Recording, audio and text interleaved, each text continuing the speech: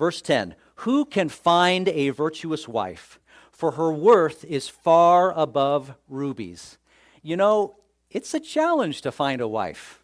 It's a challenge today. It's been a challenge for probably all of human history, I imagine.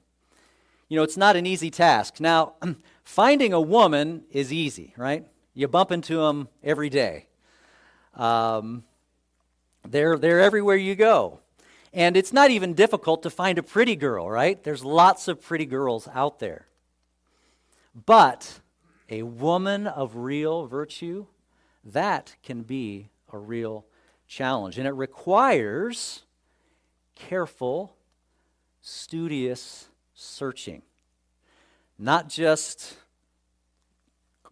grasping on to the first pretty girl that you find, but actually taking care to evaluate, is she a woman of true character? What's on the inside, not just what's on the outside? You know, the number one way I can think of to attract a woman of virtue is to be a man of virtue. The number one way.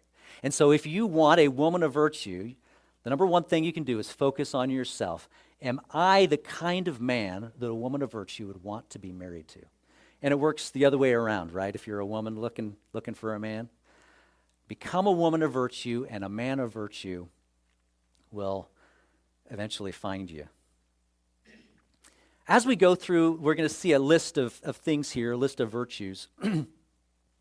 And we'll kind of call out the categories as we read through the rest of these passages. But there's an assumption in this passage that I want to speak to, and that's this, that a wife is a helper to her husband. That is the primary role of a wife.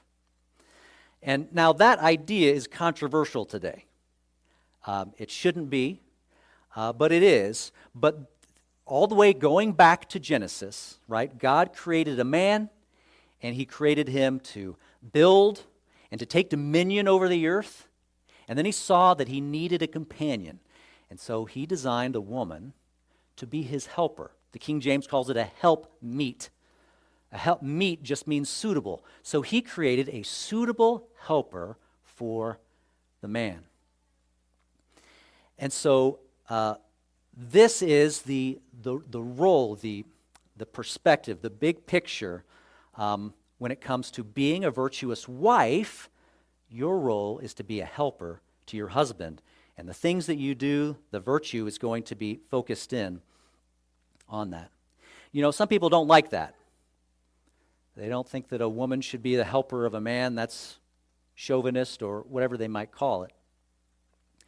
But you know what happens when you resist how God created things? You kind of just end up being miserable. And your life ends up being somewhat broken and fractured. But when we submit to God's design, how God designed for the world to be, we can experience relative peace and satisfaction in our life. But, of course, wives are not just helpers.